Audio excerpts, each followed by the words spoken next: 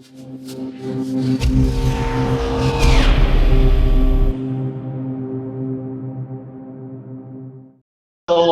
before I introduce myself, I'm going to introduce at the end, so that way it won't be biased against your feedback.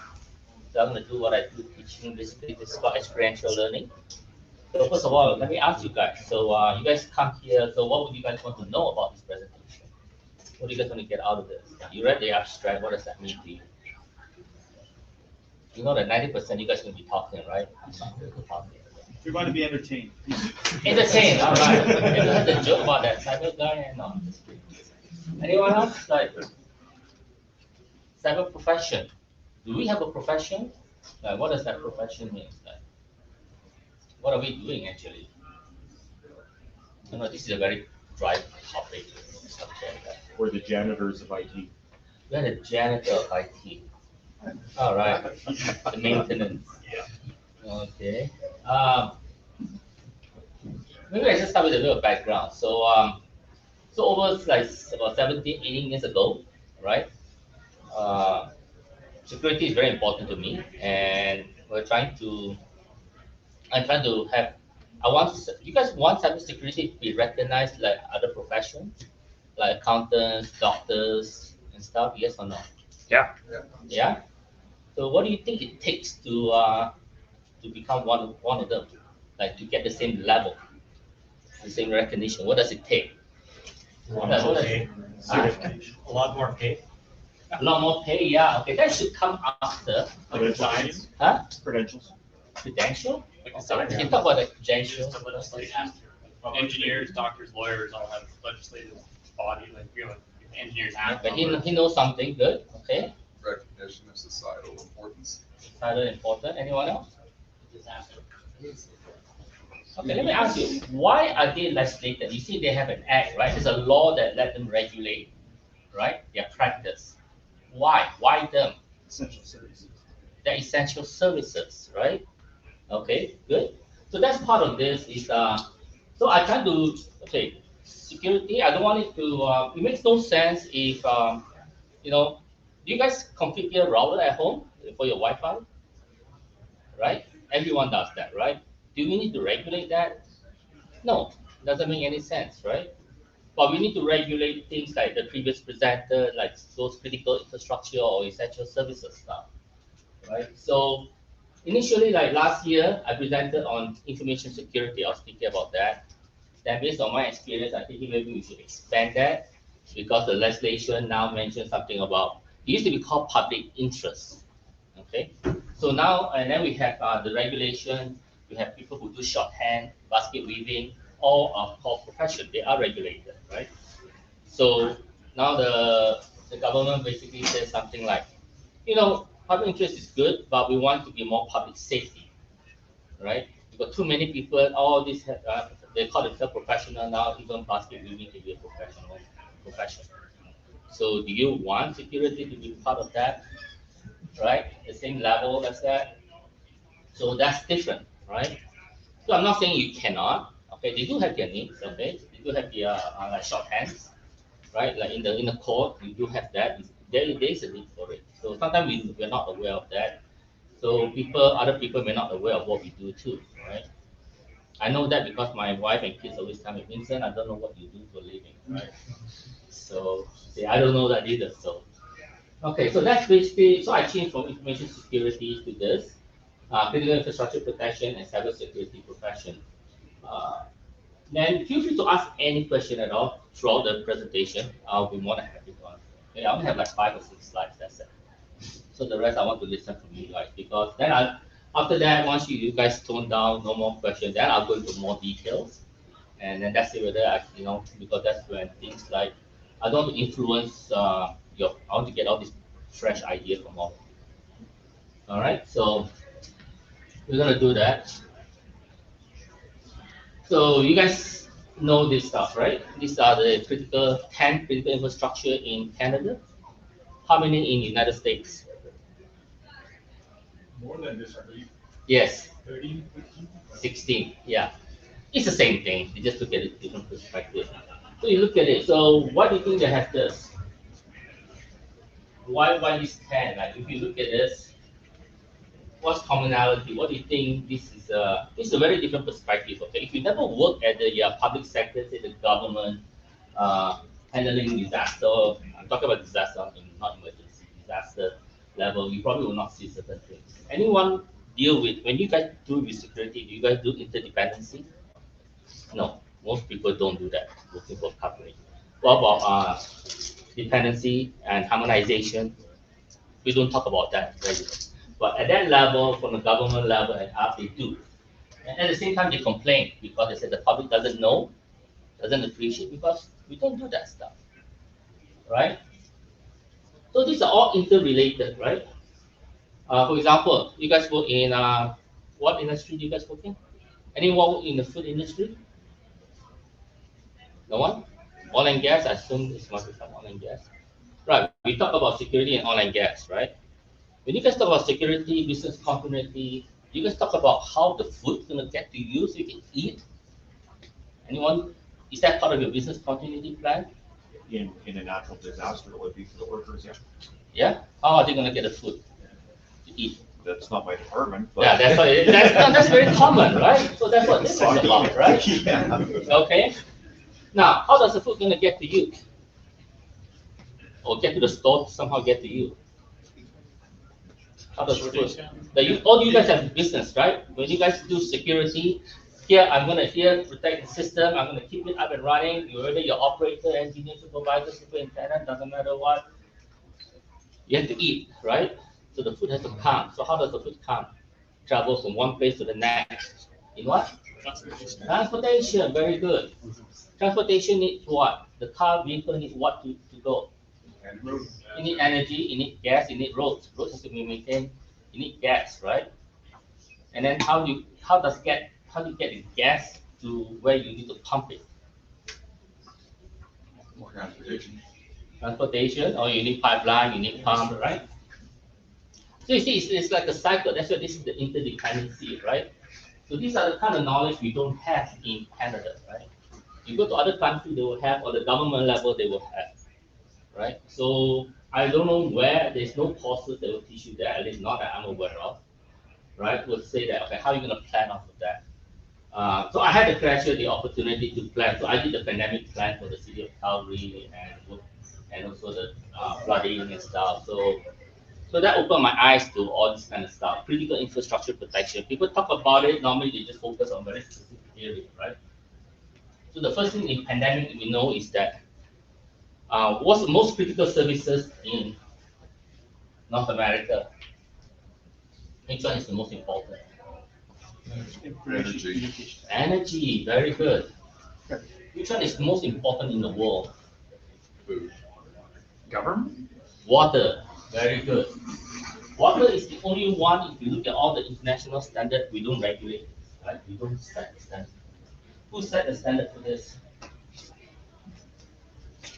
World Health Organization. World Health Organization, right? But the rest, I'm on committee, we set all these stuff except for this. Because the rest of the world civilization require this. Without power, we can still survive, right?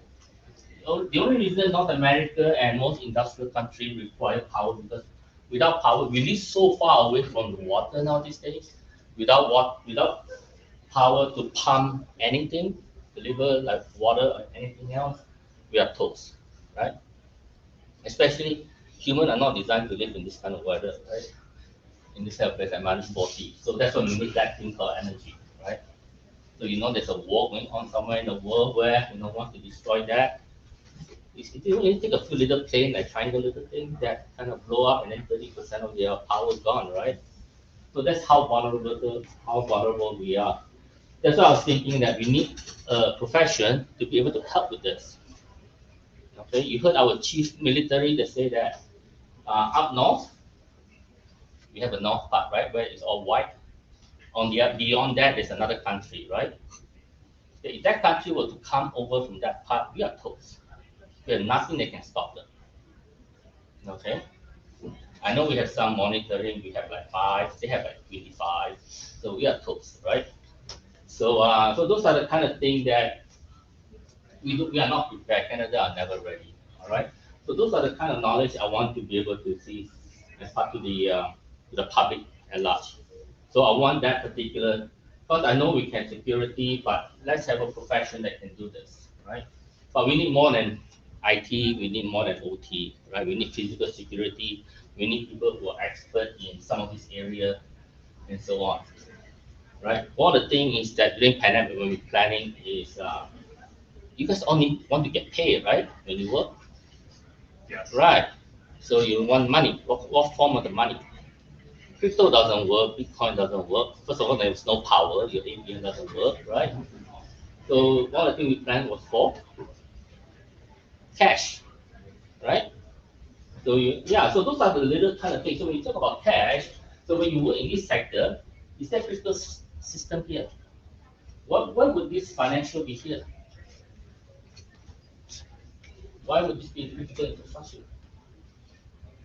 Panic. Panic.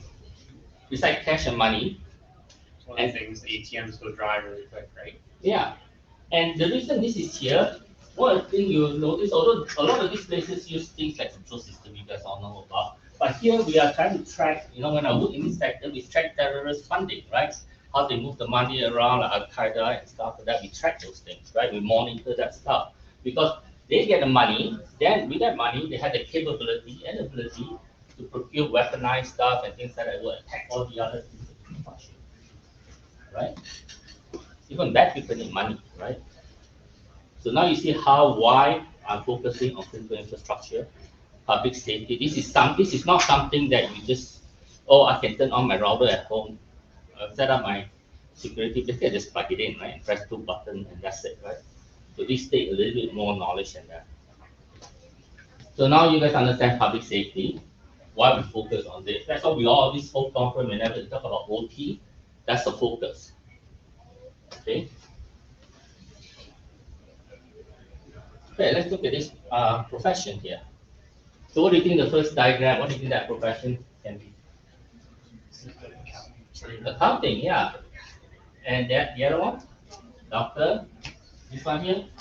Probably lawyer? I know there's lawyer there, so that's fine. And what about this one here?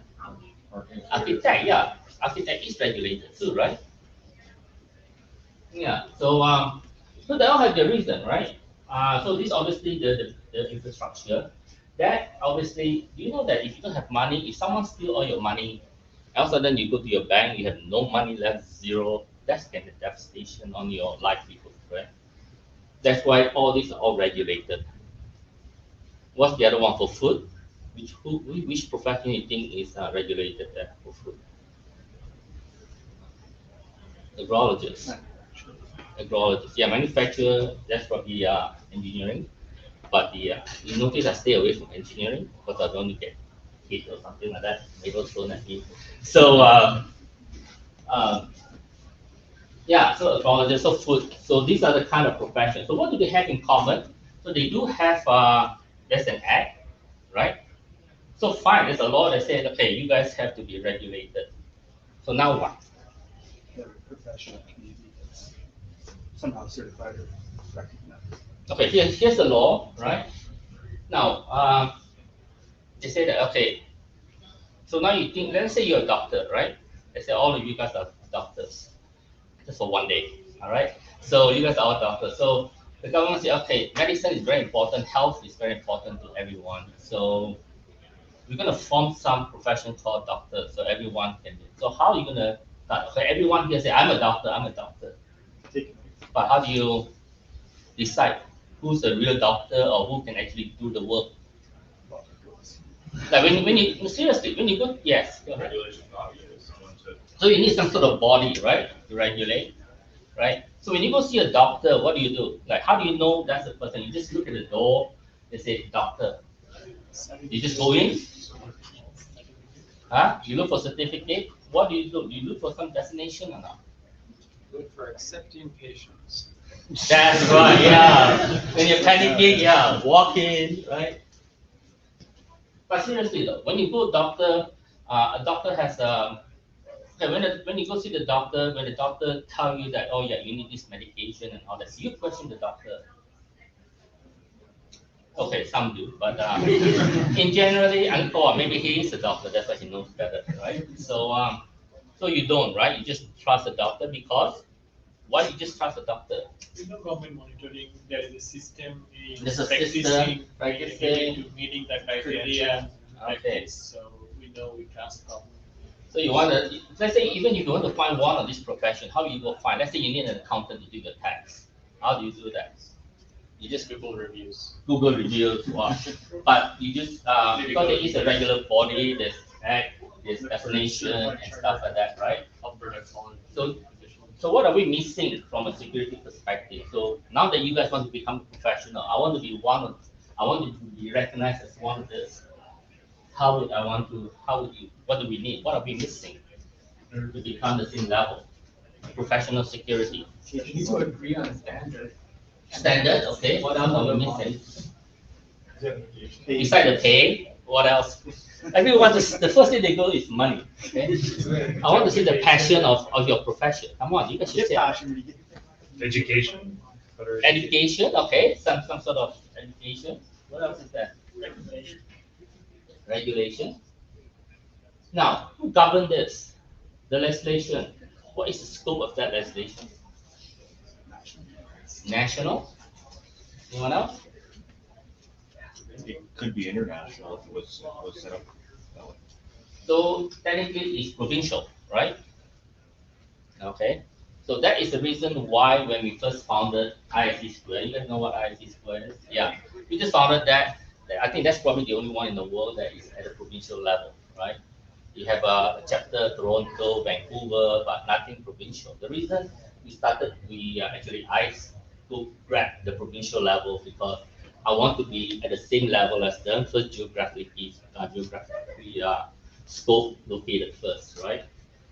And so, I wanted to do this. That's because of I thought the reason is because I belong to another association where this is like they don't know anything about this area. Like 16, 20 years ago, it's not a big thing, right? So, security wise, and so I grabbed that, and it wasn't until recently that they there's in Alberta there's this one here, which legislation for this profession individual act. They got two things that they regulate. One is the title, the other one is the practice. Okay. Then there's another called PORA, right, which just regulate title. Okay. Just like whatever destination you have, if you are not one of those 11, whatever destination you have that's not regulated, if you screw something up, what happened? They take your title away, right? In this particular case, they regulate title and practice. That means that can you just perform surgery? Assuming that you guys are not doctors, can you just cut someone up, do surgery on them? Huh? There's nothing to stop you. Nothing stopping you? Yeah, but once you cut, someone will come and stop you. So that's basically the practice, right? So there is a regulation that will regulate the practice. So you cannot do that practice if you are not part of that profession. And also the title, right? So those are the two things, right? So those are very important. I know that's why I say this topic sometimes can be dry, but it's going to be getting much drier later sooner because there's no water around here, right? So, okay, so now you have an idea. So some of this stuff here. Now that's a question I was going to ask you guys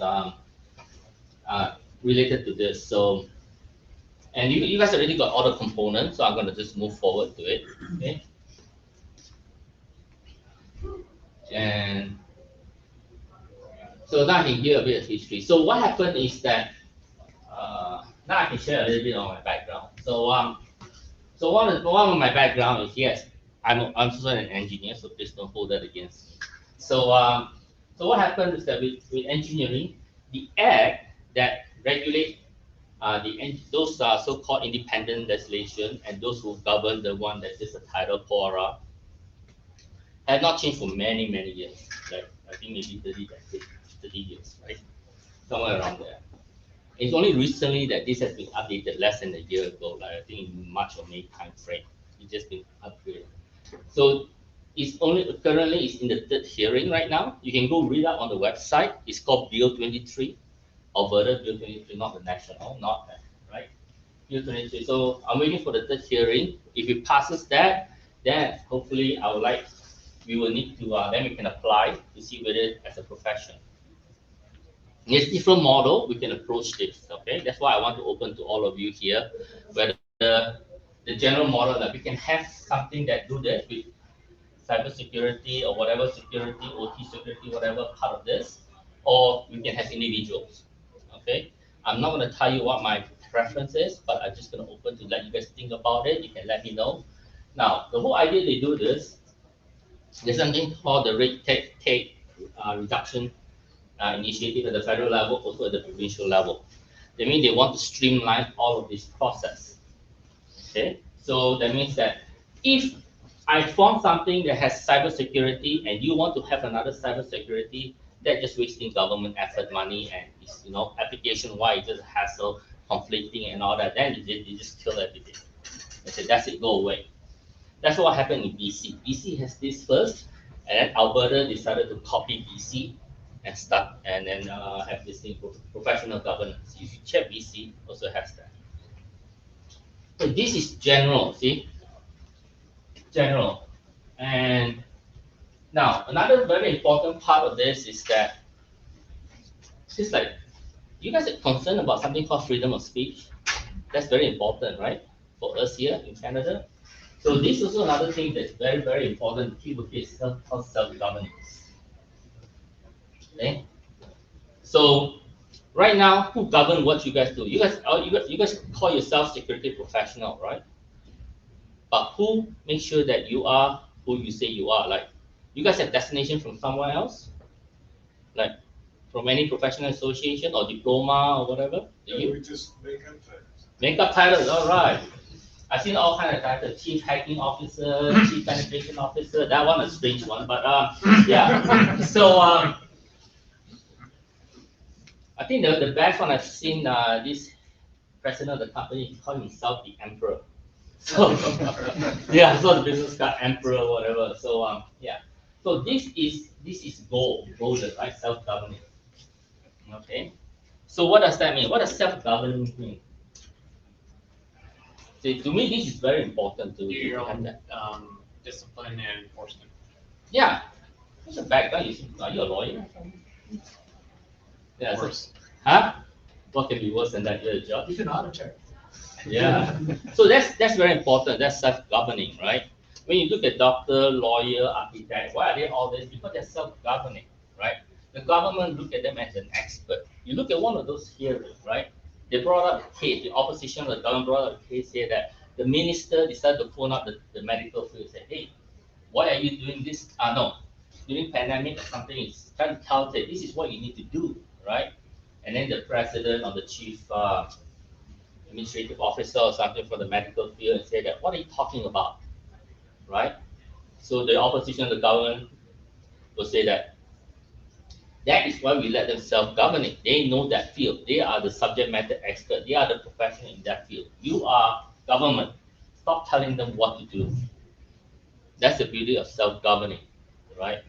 Right now, you could be getting your title. Some of you may have designation, diploma, degree from a lot of institutions, designation from many professional institutions, but no one say which one is better, which one is better. So we have these challenges right now. My challenge is that whenever I want to hire a security person, there is no standard that says this is what we need to know, right? Right now, and it's always a challenge. The only thing I can put in RFP without breaking the supply chain will be touched into that too. Act is that I cannot just say I want someone who knows this destination because I don't know whether is there enough of that in the marketplace. Right? Everyone here have different background, different level of knowledge. I don't know what to put in there to be fair. Right? Besides word of mouth, then only 5 of you guys who are expert, I will only hire them. The rest of you cannot find a job. That's not fair, right? So we want it to be self-governing. So this is what we call in provincial government, we call this thing, sometimes we call this regulated monopoly. So when you regulate the security, it means that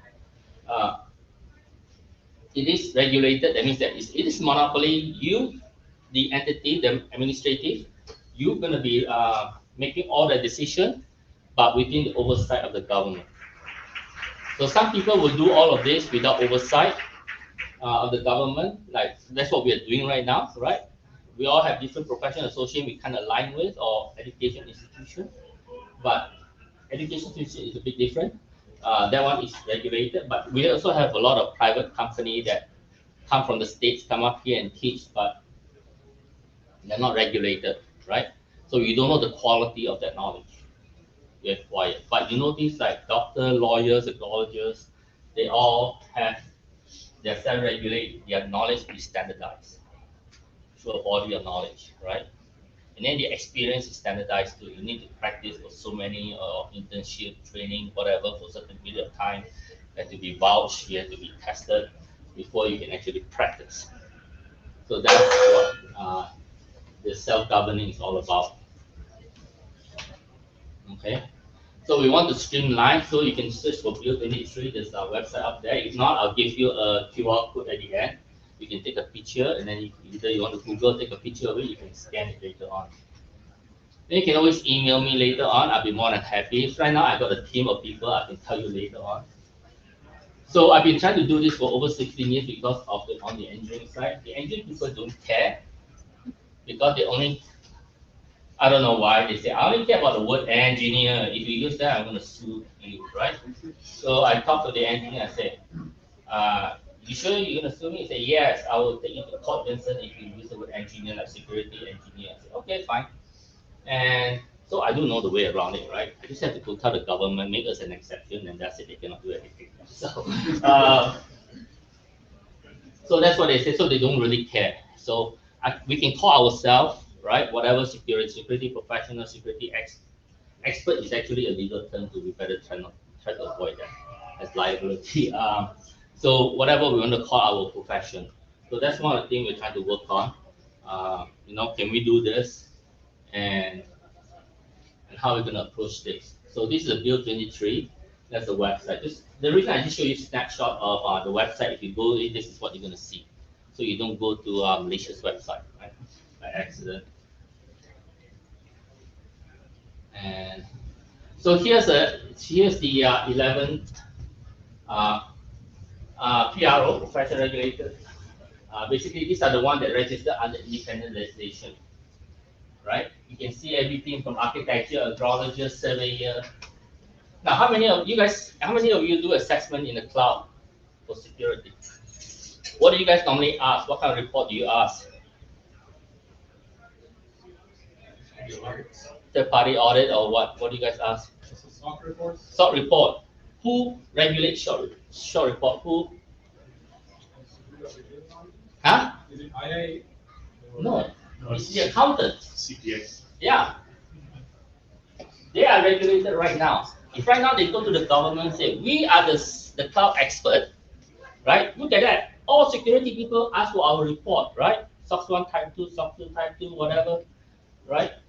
And say, security, information security, we're going to regulate that.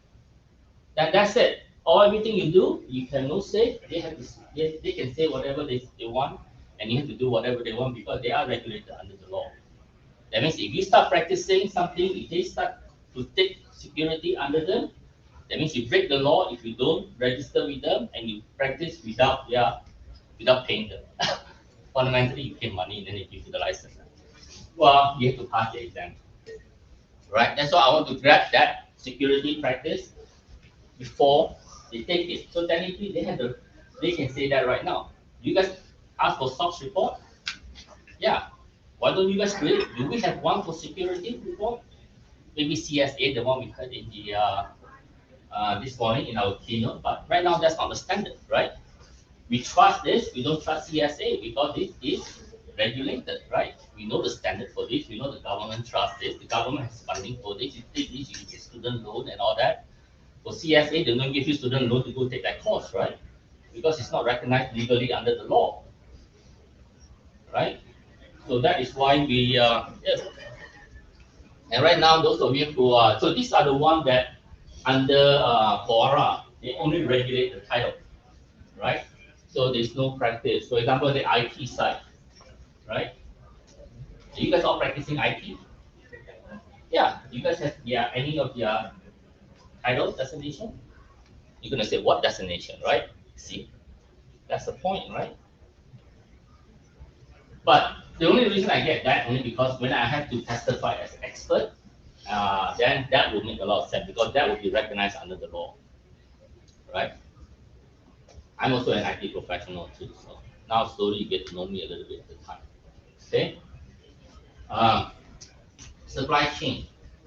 Right now, they have the title here. I'm not saying you cannot practice whatever you want, but when you come to court, they're gonna listen to this. The judge will look at this list. If you are a member of any of this, they're gonna listen to you rather than you belong to nobody. Okay. When I fill out affidavit or things like that, they look for that. That's why I have to be a member because I have cases where something happened. I have to represent both IT and engineering in court, so I have to write just like any communication, contractual, legal. I have to write the same thing to both, right? So, as you know, in security, one of the big things is supply chain compromise, right? Vulnerability.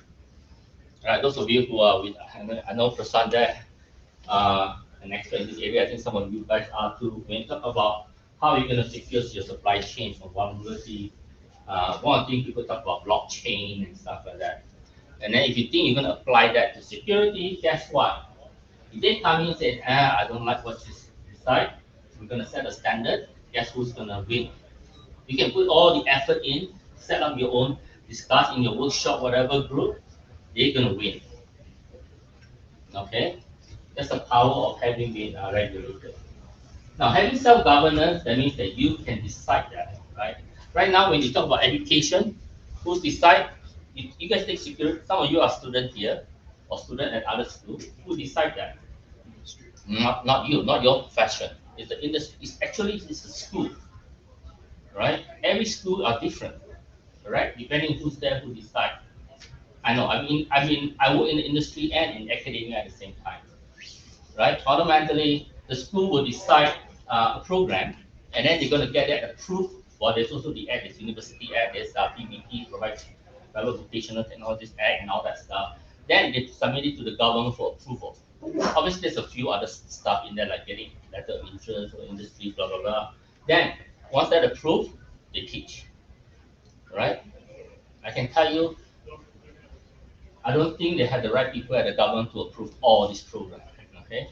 The government doesn't know security. I mean, in general, okay, I'm not saying they don't have security team. In general, they basically say that, okay, you want to teach this, that means that you're telling me there's a need in the marketplace. They say, great, show me the evidence. They take all the letter and testimonial. They give to the government. Government say, yeah, that's good. And then they will come and then they will approve it to teach.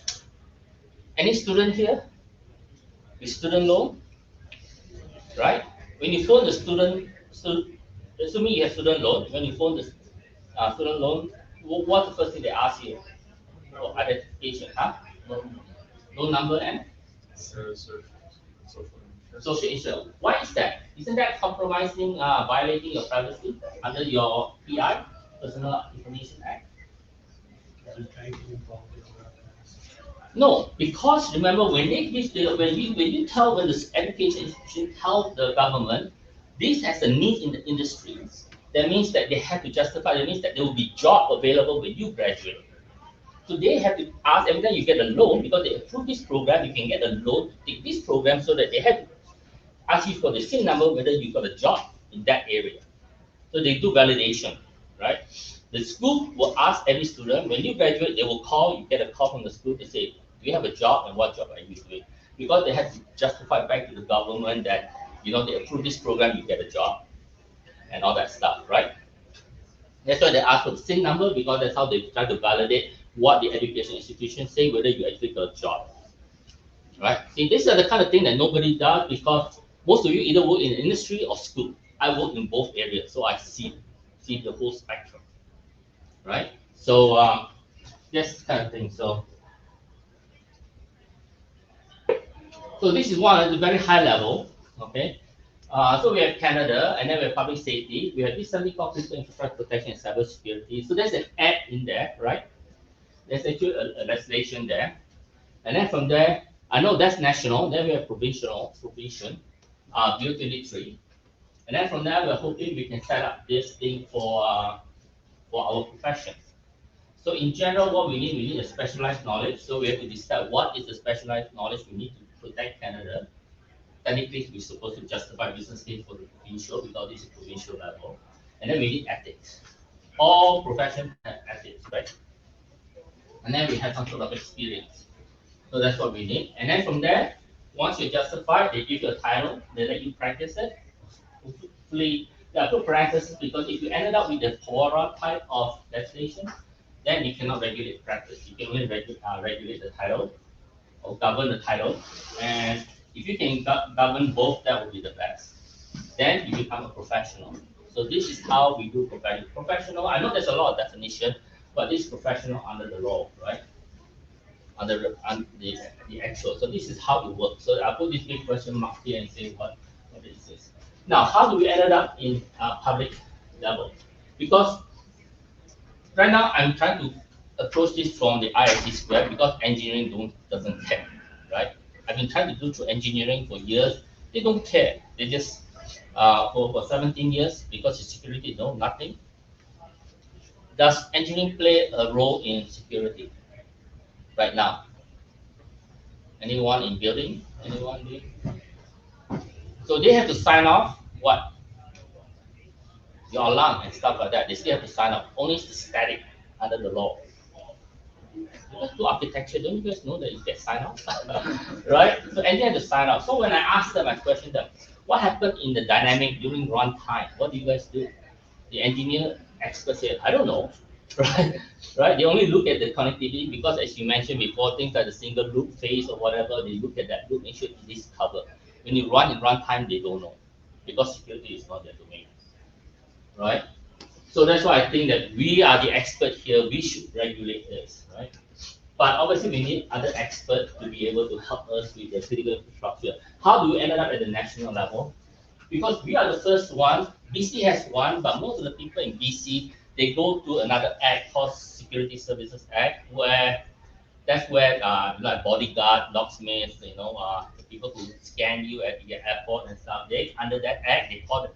See, under that act, this is that as long as you submit something called your security practice, you can call it a cybersecurity practice, and you just approve it, right? So a few people call themselves professional under that act, not under the Professional Governing Act. So that means that they are not self-regulated. They are regulated by the government. So if they were to go through the Professional Governance Act, then if they decide what is the practice, what knowledge, what experience, what you should be doing, and then they do everything like you're saying, they do all the enforcement, investigation, disciplinary, and all that stuff. Okay? But that's what happened in BC. And then there was a fight between the IT and the private investigation, that PI. The PI in BC said that I do private investigation, all cybersecurity like hacking, tapping, all this is my domain. And then the IT security said, no, that's my domain. They both went to the government. The government said, stop arguing, go back, things stay the way it is. That's why they did not proceed any further. So in Alberta, I'm trying to do that with the IT. There's another group, really big group, is in Ontario. And they are doing what they are the engineers are pushing.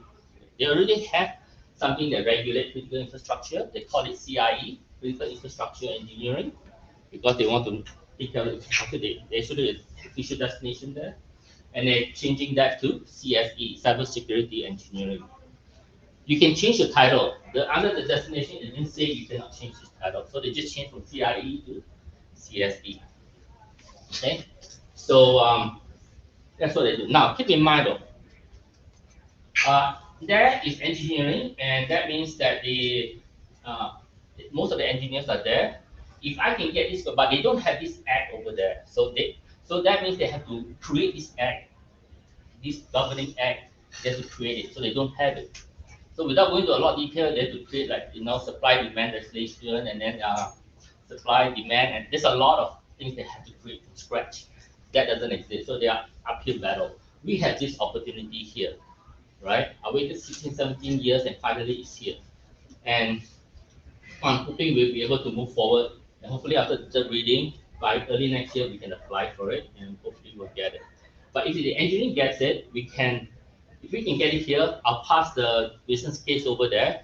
And then once they get it, they cover most of the engineering in Canada. Whatever they do in Ontario, the rest of the engineers in Canada will do. Then this will go across the country. Now, if engineering gets it, we can still belongs to it.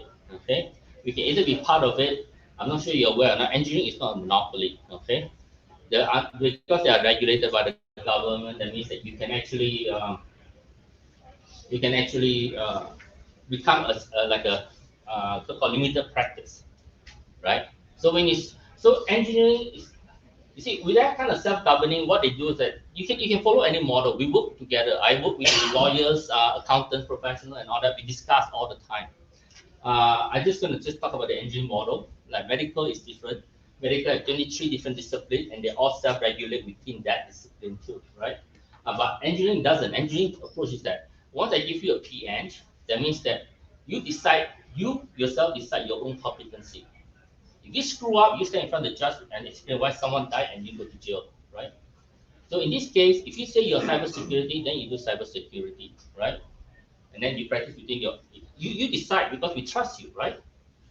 Now, if you get your PM, technically, you say you do security, we don't care. You can do whatever security you want as long as you do your computer. You can do nuclear, you can do biological attack, chemical, and all that, right? EMF, nuclear, you can do whatever you want. If someone died, you go to jail, right? So that's how it works. In Alberta, it's a bit different. The technician and the engineers, the government says stop fighting. You guys work together. They have one act, two association, one act. That's what it is in Alberta, but not like accounting. They consolidate, right? CA, CMA, and CGA. Now three under one act, right? So engineer, technician are one act. I just got the news yesterday morning that one of the college, the security program just got approved by ASAT. Okay, you guys know what ASAT? They got a certified, yeah. So as far as I know, that is the very first security program that got approved by regulated bodies, and that means that if you guys can register as a technician and do security legally, professionally under the law, that engineers cannot do because engineer doesn't have security discipline right now at all. So that's the first time I see that happen. And we don't have regulation for security at all. Other countries do. For example, Singapore, they do have that because they say that when you outsource to anyone in the like SOC, you do risk assessment, pen testing, you must have a license. Right? You guys get your stuff get pen tested externally, right? How do you know the people who pen test the stuff for you are good? You only look at the qualification, right? You do PCI, yeah, the QSA good enough, right? Or that the QSA listing that's good enough, but you don't know whether they're actually ethical, professional, have that specific knowledge, right? You don't do that. So because I could be the bad person. It only take me 6 years to go through all the critical infrastructure, right? To work in all of those. So I know where all your vulnerabilities are. I can steal all your information if I really want to. Then I can go take you down, right? It's not that difficult, right? So that's what that is.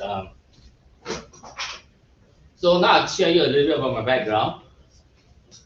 So I work with IC Square. So I teach all those people. I try to help people. I actually official trainer for those CISSP, all those stuff, so that I can help people to expedite their professionalism.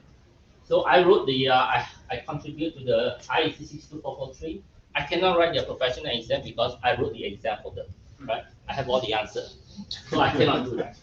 So I work with ISCC. So I voted a lot of your security standard in Canada. I vote for you guys. You guys do not participate in that, so I vote on behalf of Canada. So please go join that so that I just quit because I got tired. So I was one of the 5 people that selected to write all the process stuff that relate to 27001 and dash. I wrote it, right? Okay. So if you guys want to change the world, join SCC, Standard Council of Canada.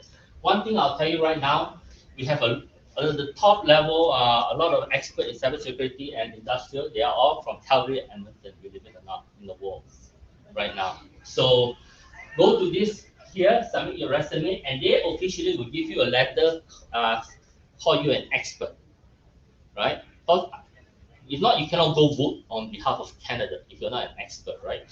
You cannot go testify in court. So I do have letter that say I'm an expert because I have to testify in court to say that, yeah, on behalf of IT, engineering, all this stuff. So yeah, do this. I also contribute to this because between this and this group here, they're consisting of 85% of the world standard. So I do this so that the whole world will follow. And I also work in all of this. I also build military systems for, I think, military for 3, 4 countries. And I actually joined. So I am familiar with fully regulated, independent. I am so familiar with the PORA regulation, and I also work with all the other stuff like ASATA and stuff in security. I also work on supply chain security, all that. Even like 10 years ago before it's a big thing. So right now, what I'm trying to do is get ISC Square on behalf of ISC Square, trying to champion this thing here. So if you want to help support, if you do not belong to any association, please, you can join as a member of ISC Square for free. And hopefully with the amount of membership, we can, when we do the application, we can hopefully to reach a critical mass to be able to, so the government will agree with us. But I want, initially I start with InfoSec, now I move it on to critical infrastructure. So this is the QR code. If you want to, I can show you afterward. This is history. So this is the current state right now. So most association or fund, I call it fund club, we do some social event. We have this kind of stuff, right? We have concerts, that's great. But if you become a professional association, you have to do all of this stuff, right? You have to create all this committee, you have to regulate what experience and body of knowledge. So right now on my committee, I have people who are I have the expert in physical security and expert in emergency, people who are all certified in FEMA, and engineers and standard. I work with ISA. I need the body of knowledge, so I'm getting all these experts to contribute their body of knowledge and standard for this effort. So guess what? I think the head of the president of the Global Physical Security just so happened. I think one of the executives is in Calgary, and the head of the president global of ISA 62443 is from Calgary. I mean, I think the moon, the planet just aligned nicely right now for this year. So if we don't get this, we don't achieve this, get our profession recognized this year or early next year, I'm not sure. I don't think it's going to align again in my lifetime. Okay, so let me know if you guys are interested, and that's basically it. So right now, I'm waiting for the third reading. I'm going to communicate with the government to see what does it take to move forward, and I'm hoping that all of you guys would help us, would support us, and then hopefully if we achieve it, hopefully some of you, we need someone initially to help, grandfather some people. So the sooner you get on, hopefully you can be grandfathered to become professional without exam, right? So think about it. There are benefits. That sounds like motivation. What's that? That sounds like motivation. Yeah, if you want to, you can click here. So this you get to the website for that Alberta Professional Government. If you have any question, ask me. I'll be more than happy to explain. This is something I'm interested. You can take my email address, just email me. I'm more than happy to explain whatever. And when I start to have meeting again, I'm more than happy to include you. You can come and listen. If you want to listen to the Ontario ones, you want to provide feedback, you can do that too. I'm more than happy. They are called E4P.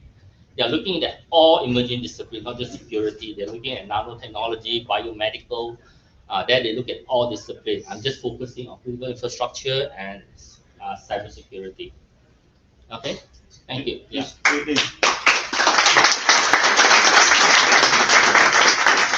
a push to get the rest of IT into this fold as well, like network engineer or network design, solution design? Or? They have that, but you have to justify to the government why it's public safety. Oh, I see. Yeah. Yeah. So right now, I want to target public safety, which is definitely public safety. Yeah. If not, they will not let you regulate the practice. The shortage of cyber people today in Canada and elsewhere. Yeah. Do you think there'll be do you think that'll have an effect regulating? That's why I'm trying to get ISC Square. I'm trying to get ACES. I'm trying to get ASATA. I'm getting ACES and all this. Trying to get as many people involved. There's another model that we can do all of that. Just like engineering, they got civil engineering. Like civil doesn't know how to do electrical, electrical doesn't know how to do mechanical, but it's all these different disciplines under one umbrella. So I'm hoping we'll do the same. Physical security, cybersecurity, all under the same umbrella. It would probably also make the careers more tangible to parents, seeing that it's a professional career rather than just something that you know. Yeah. It would probably be easier to get kids interested in it I know. professionally. How you doing? rather than Yeah, just- it's more direction, right? Yeah.